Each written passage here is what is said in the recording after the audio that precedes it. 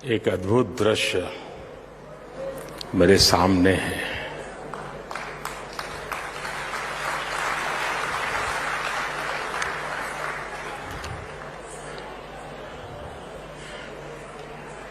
भव्य है, विराट है, विहंगम है और ये आज का ये जो अवसर है, इसके पीछे जो कल्पना है और आज हमारी आंखों के सामने उस सपने को साकार होते हुए देख रहे हैं, तब मुझे एक प्रसिद्ध कविता की पंक्तियां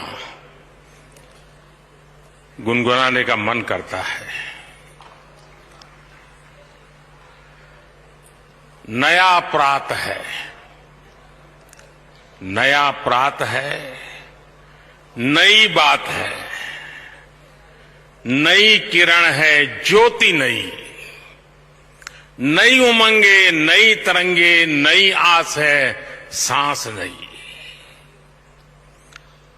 उठो धरा के अमर सपूतों, उठो धरा के अमर सपूतों, पुनः नया निर्माण करो, जन जन के जीवन में फिर से नई स्फूर्ति, नव प्राण भरो।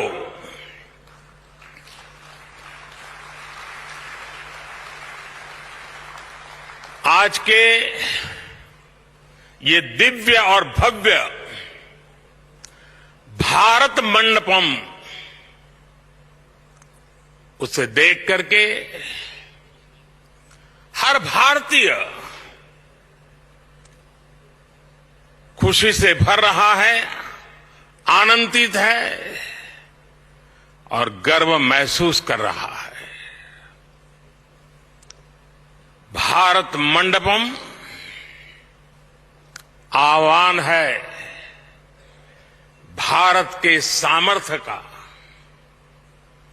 भारत की नई ऊर्जा का।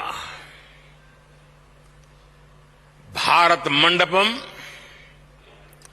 दर्शन है और भारत की भव्यता का और भारत की इच्छा शक्ति का।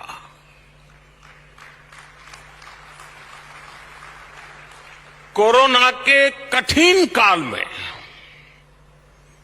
जब हर तरफ काम रुका हुआ था, हमारे देश के श्रमजीवियों ने दिन रात मेहनत करके इसका निर्माण पूरा किया है।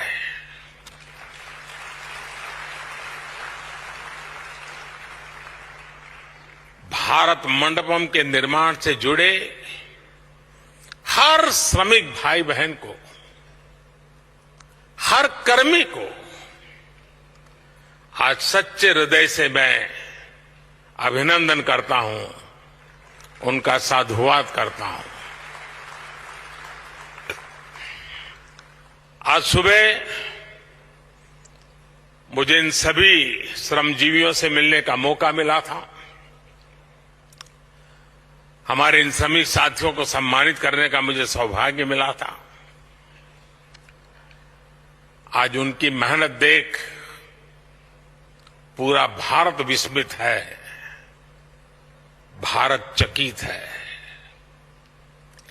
मैं राजधानी दिल्ली के लोगों को, देश के लोगों को इस नए international convention centre Bharat Mandapam की बहुत बहुत बधाई देता हूं। यहां देश के कोने कोने से अतिथि आए हैं, मैं उन सबका हृदय से स्वागत करता हूं।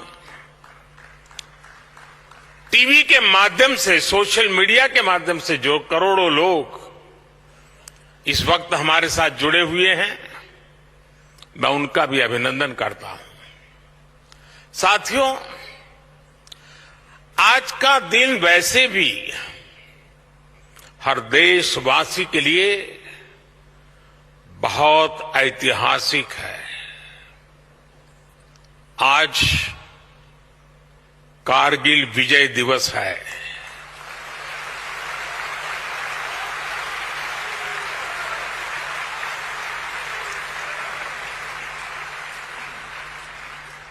देश के दुश्मनों ने जो दुस्साहस दिखाया था, उसे मां भारती के बेटे बेटियों ने अपने पराक्रम से परास्त कर दिया था। कारगिल युद्ध में अपना बलिदान देने वाले प्रत्येक वीर को मैं कृतज्ञ राष्ट्र की तरफ से श्रद्धांजलि देता हूं। साथियों, भारत मंडपम के इस नाम के पीछे, और जैसा अभी पीयूष जी ने बताया, भगवान बसवेश्वर के अनुभव मंडपम की प्रेरणा है। अनुभव मंडपम यानी वाद और संवाद की लोकतांत्रिक पद्धति। अनुभव मंडपम यानी अभिव्यक्ति, अभिमत। आज दुनिया ये स्वीकार कर रही है कि भारत मदर ऑफ डेमोक्रेसी है।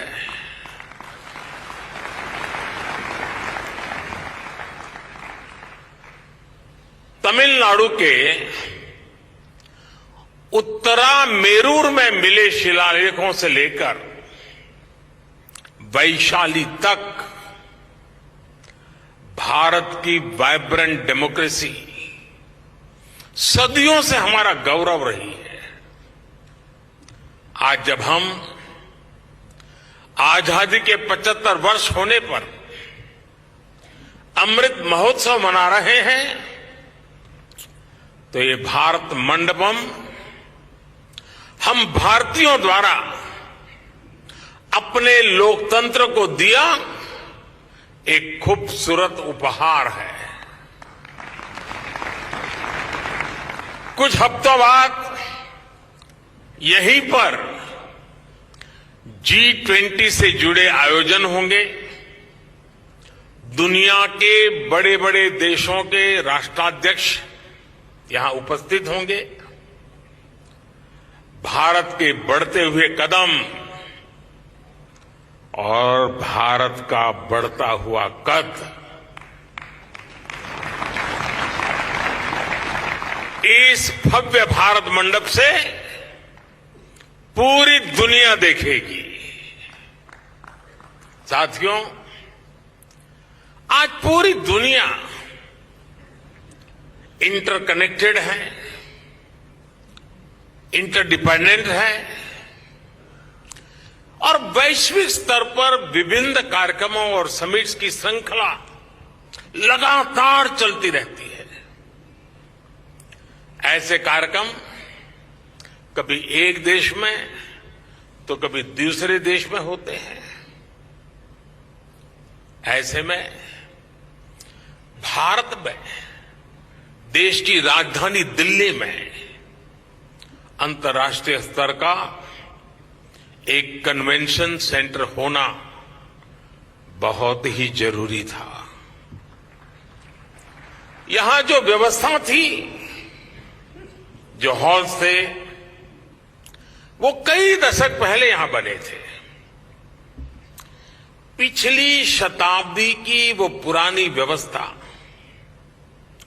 21वीं सदी के भारत के साथ कदमताल नहीं कर पा रही थी। 21वीं सदी के भारत में हमें 21वीं सदी की आवश्यकताओं को पूरा करने वाला निर्माण करना ही होगा। इसलिए ये भव्य निर्माण, ये भारत मंडपम आज मेरे देशवासियों के सामने है, आपके सामने है।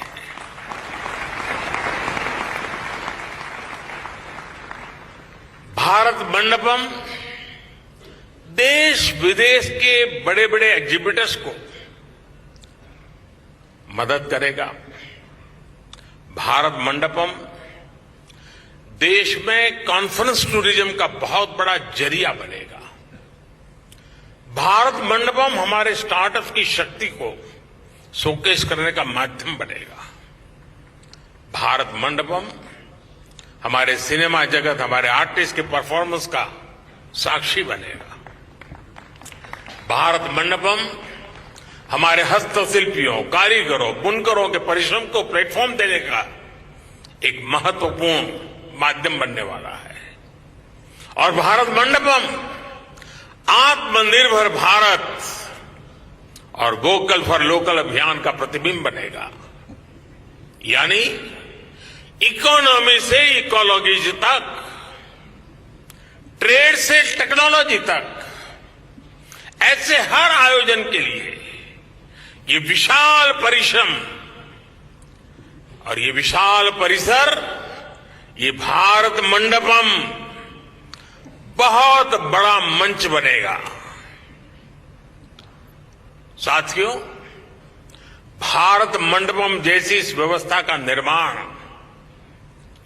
कई दशक पहले हो जाना चाहिए था,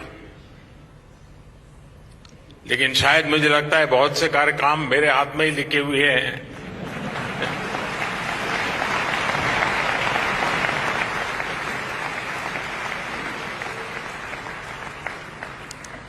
और हम देखें, दुनिया में किसी देश में अगर एक ओलंपिक समिट होता है,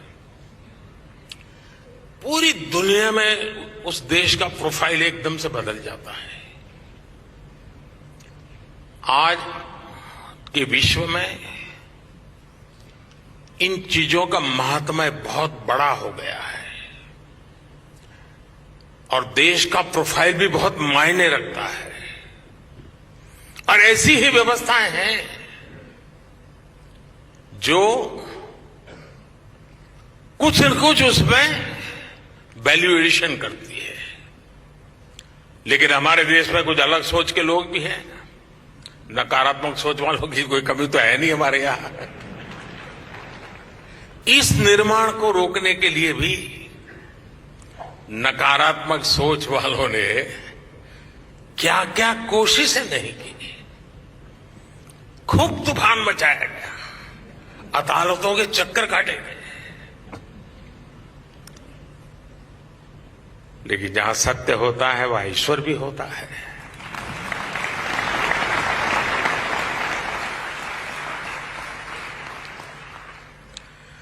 लेकिन अब यह सुंदर परिसर आपकी आंखों के सामने मौजूद है। दरअसल कुछ लोगों की फितरत होती है हर अच्छे काम को रोकने की, टोकने की। अब आपको याद होगा जब कर्तव्य पथ बन रहा था तो न जाने क्या क्या कथाएं चल रही थी। फ्रंट पेज पर ब्रेकिंग न्यूज में क्या कुछ चल रहा था। अदालत में भी न जाने कितने मामले उठाए गए थे। लेकिन जब अब कर्तव्य पथ बन गया, वे लोग भी दबी जुबान में कहने लगे, यार अच्छा हुआ है, कुछ देश की शोभा बढ़ाने वाला है। और मुझे विश्वास है कुछ समय बाद भारत मंडपम के लिए भी वो टोली खुल करके बोले या ना बोले, लेकिन भीतर से तो स्वीकार करेगी। और हो सकता है किसी एक समारोह में यहां आकर के लेक्चर देने भी आ जाएंगे।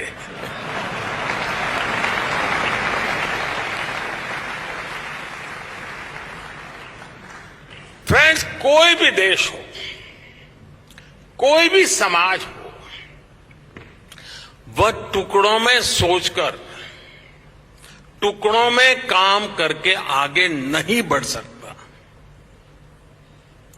आज ये कन्वेंशन सेंटर, ये भारत मंडपम इस बात का भी गवाह है कि हमारी सरकार कैसे होलिस्टिक तरीके से बहुत दूर की सोच कर काम कर रही है। इस जैसे सेंटर्स में आना आसान हो, देश विदेश की बड़ी बड़ी कंपनियां यहां आ सके, इसलिए आज भारत 160 से ज्यादा देशों को ई कॉन्फ्रेंस वीजा भी की सुविधा दे रहा है। यानी सिर्फ ये बनाया ऐसा नहीं है, पूरी सप्लाई चेन, सिस्टम चेन, उसकी व्यवस्था की है। 2014 में दिल्ली एयरपोर्ट की कैपेसिटी भी सालाना करीब 5 करोड़ यात्रियों को हैंडल करने की थी। आज ये भी बढ़कर सालाना 7.5 करोड़ पैसेंजर हो चुकी है।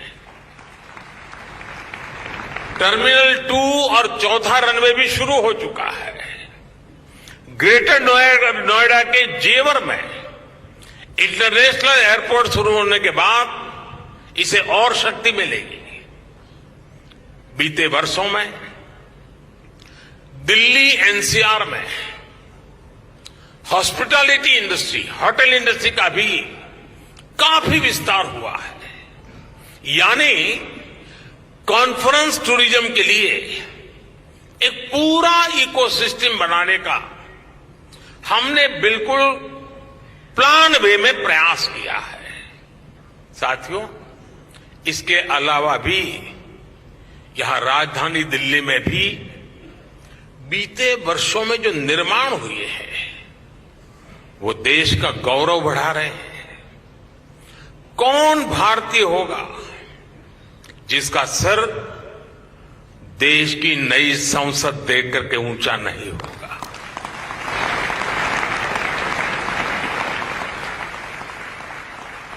आज दिल्ली में नेशनल वॉर मेमोरियल है, पुलिस मेमोरियल है, बाबा साहब आंबेडकर मेमोरियल है। आज कर्तव्य पथ के आसपास सरकार के आधुनिक ऑफिसेस, दफ्तर, उस पर बहुत तेजी से काम चल रहा है। हमें वर्क कल्चर भी बदलना है, वर्क एनवायरनमेंट भी बदलना है। आप सबने देखा होगा प्राइम मिनिस्टर्स म्यूजियम से आज नई पीढ़ी को देश के सभी पूर्व प्रधानमंत्रियों के बारे में वहां जानने का मौका मिल रहा है।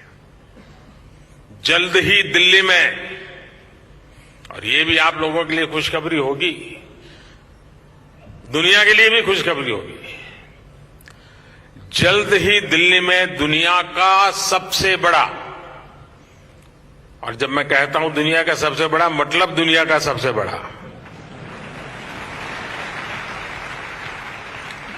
दुनिया का सबसे बड़ा म्यूजियम युगे युगीन भारत भी बनने जा रहा है।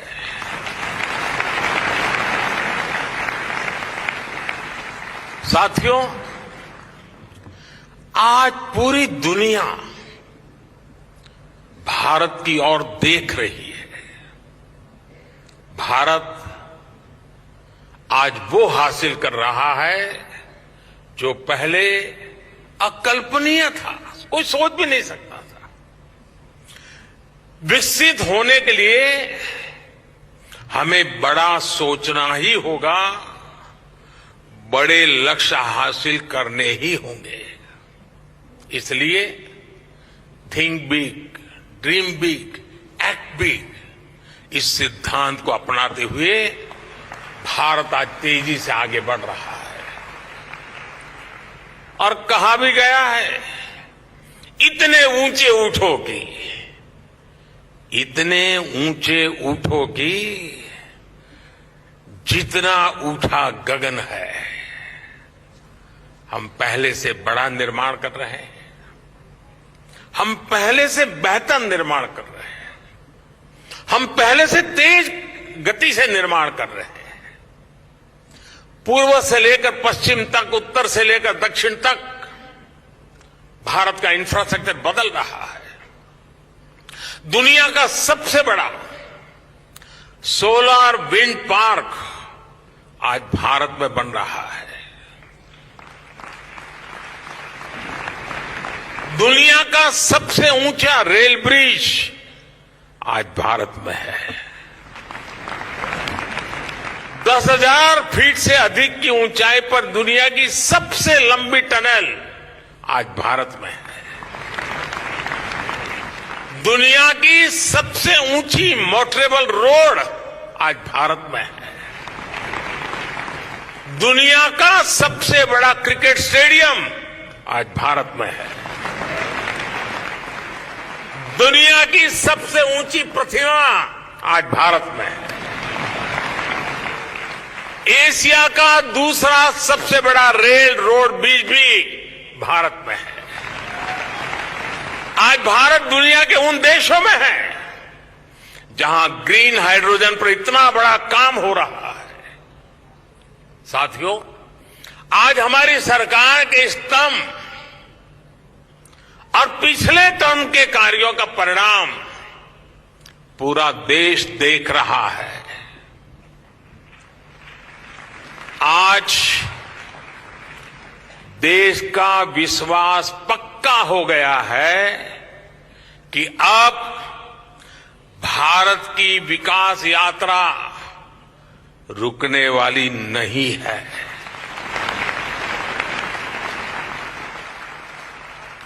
आप जानते हैं कि हमारे पहले टर्म की शुरुआत में भारत वर्ल्ड इकोनॉमी में 10वें नंबर पे था। जब मुझे आप लोगों ने काम दिया तो हम अब 10 नंबर ही थे।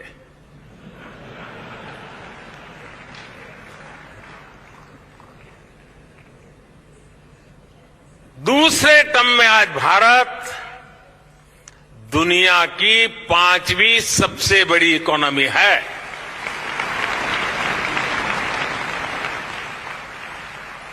और ये ट्रैक रिकॉर्ड के आधार पर, बातों बातों में नहीं, ट्रैक रिकॉर्ड के आधार पर मैं कह रहा हूं,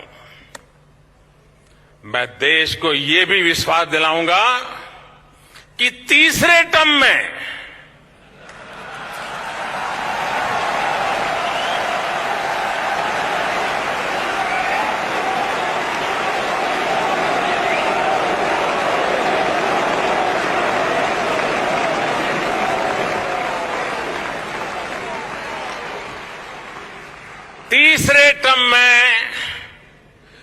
दुनिया की पहली 3 इकोनॉमीज में एक नाम भारत का होगा।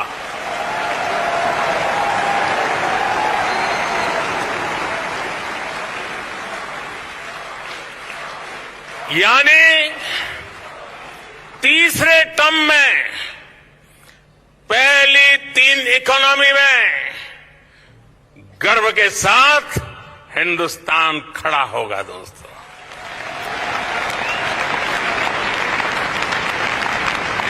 थर्ड टर्म टॉप 3 इकोनॉमी पर पहुंच के रहेगा भारत,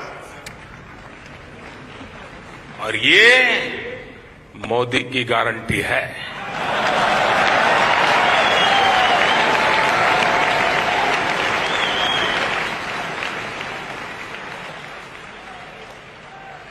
मैं देशवासियों को ये भी विश्वास दिलाऊंगा कि 2024 के बाद हमारे तीसरे टर्म में देश की विकास यात्रा और तेजी से बढ़ेगी।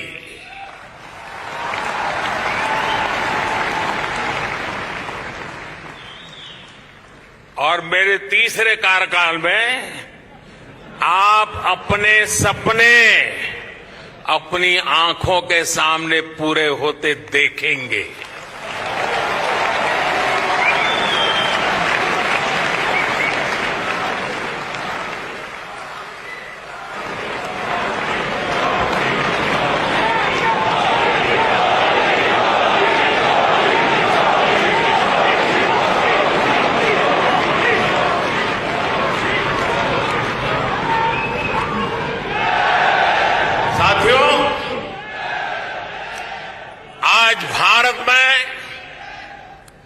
नवनिर्माण की क्रांति चल रही है। बीते 9 साल में भारत में आधुनिक इंफ्रास्ट्रक्चर के निर्माण के लिए करीब करीब 34 लाख करोड़ रुपए खर्च किए गए हैं। 34 लाख करोड़। इस साल के बजट में भी कैपिटल एक्सपेंडिचर 10 लाख करोड़ रुपए रखा गया है।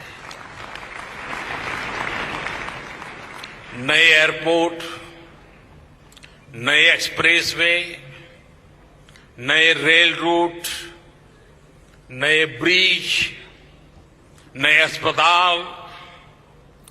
आज भारत जिस स्पीड और स्केल पर काम कर रहा है, यह वाकई अभूतपूर्व है। 70 साल में, ये और मैं किसी की आलोचना करने के लिए नहीं कह रहा हूं, लेकिन हिसाब किताब के लिए कुछ रेफरेंस जरूरी होता है।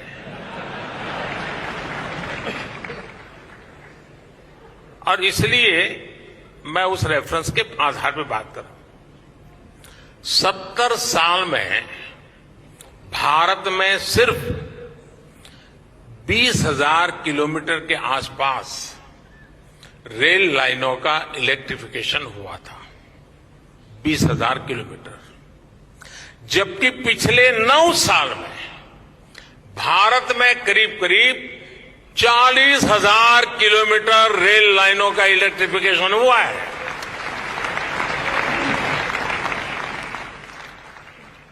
दो 2014 से पहले हमारे देश में हर महीने सिर्फ 600 मीटर, किलोमीटर मत समझना, सिर्फ 600 मीटर नई मेट्रो लाइन बिछाई जा रही थी। आज भारत में हर महीने 6 किलोमीटर नई मेट्रो लाइन का काम पूरा हो रहा है।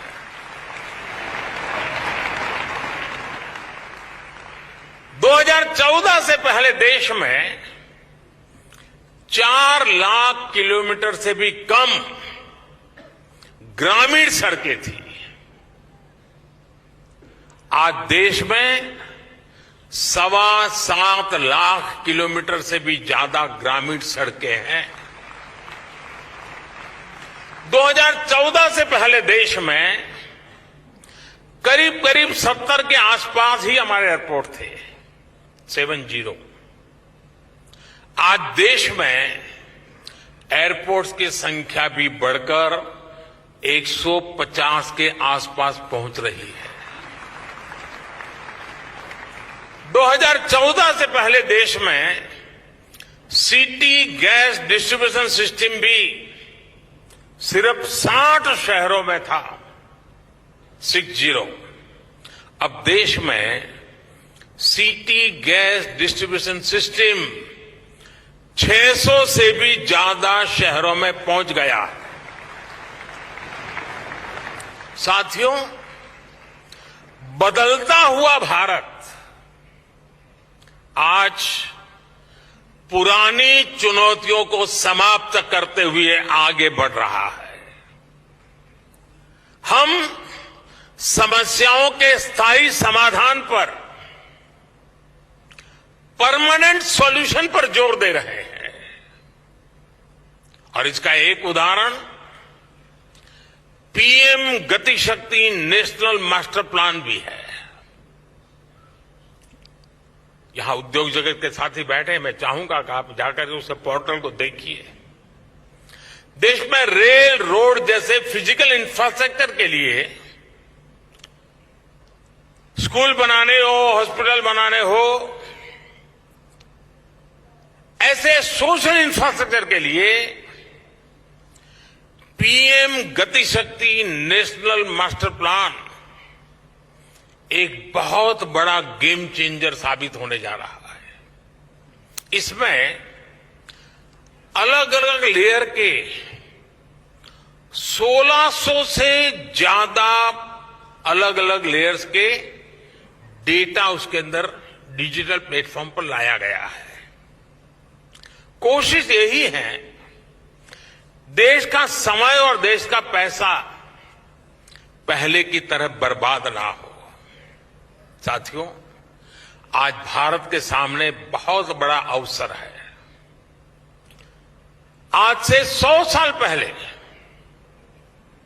मैं पिछली शताब्दी की बात कर रहा हूं, आज से 100 साल पहले जब भारत आजादी की जंग लड़ रहा था, तो वो पिछली शताब्दी का तीसरा दशक मैं आपका ध्यान आकर्षित करना चाहता हूं।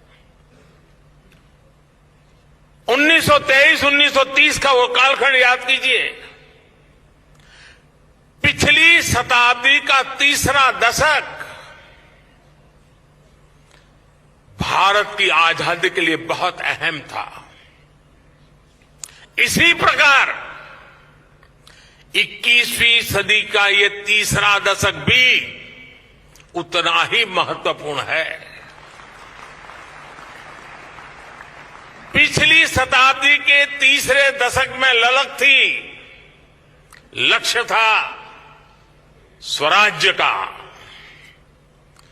आज लक्ष्य है समृद्ध भारत का, विकसित भारत बनाने का। उस तीसरे दशक में देश आजादी के लिए निकल पड़ा था। देश के कोने कोने से आजादी की गूंज सुनाई देती थी।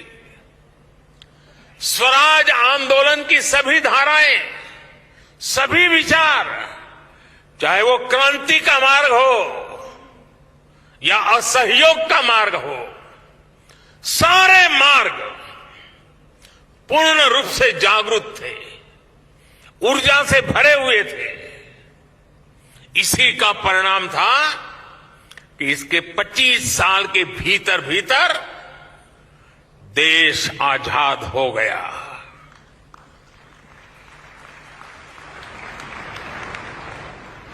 आजादी का हमारा सपना साकार हुआ और इस शताब्दी के इस तीसरे दशक में हमारे सामने अगले 25 साल का लक्ष्य है। हम समर्थ भारत का सपना लेकर, विकसित भारत का सपना लेकर निकल पड़े हैं।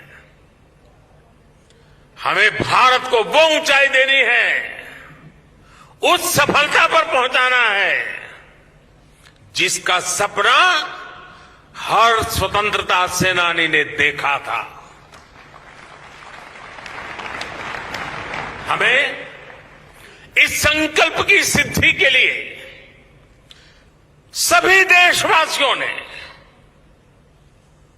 140 करोड़ हिंदुस्तानियों ने दिन रात एक कर देना है। और साथियों, मैं अनुभव से कहता हूं, मैंने एक के बाद एक सफलताओं को अपनी आंखों के सामने देखा है। मैंने देश की शक्ति को भली भांति समझा है, देश के सामर्थ्य को जाना है, और उसके आधार पर मैं कहता हूं, बड़े विश्वास से कहता हूं, भारत मंडपम में खड़े होकर के ये सुज्ञ जनों के सामने कहता हूं, भारत विकसित हो सकता है, अवश्य हो सकता है। भारत गरीबी दूर कर सकता है, जरूर कर सकता है। और मेरे इस विश्वास के पीछे जो आधार है, वो भी मैं आज आपको बताना चाहता हूं। नीति आयोग की रिपोर्ट में सामने आया है कि भारत में सिर्फ 5 साल में 13.5 करोड़ लोग गरीबी से बाहर निकले हैं। 5 साल में। और भी अंतर्राष्ट्रीय एजेंसियां भी ये कह रही हैं कि भारत में अति गरीबी जो है, एक्सट्रीम पॉवर्टी, वो खत्म होने के कगार पर हो रहे हैं। यानी बीते 9 वर्षों में देश ने जो नीतियां बनाई है, जो निर्णय लिए हैं, वो देश को सही दिशा में ले जा रहे हैं। साथियों, देश का विकास तभी हो सकता है जब नीयत साफ हो, नीति सही हो, देश में सार्थक परिवर्तन लाने के लिए उपयुक्त नीति हो। भारत की प्रेसिडेंसी के दौरान पूरे देश में हो रहे G20 के आयोजन भी इसका एक प्रेरक उदाहरण है। हमने G20 को सिर्फ एक शहर, एक स्थान तक सीमित नहीं रखा। हम G20 की बैठकों को देश के 50 से ज्यादा शहरों में ले गए। हमने इसके माध्यम से भारत की विविधता को शोकेस किया है।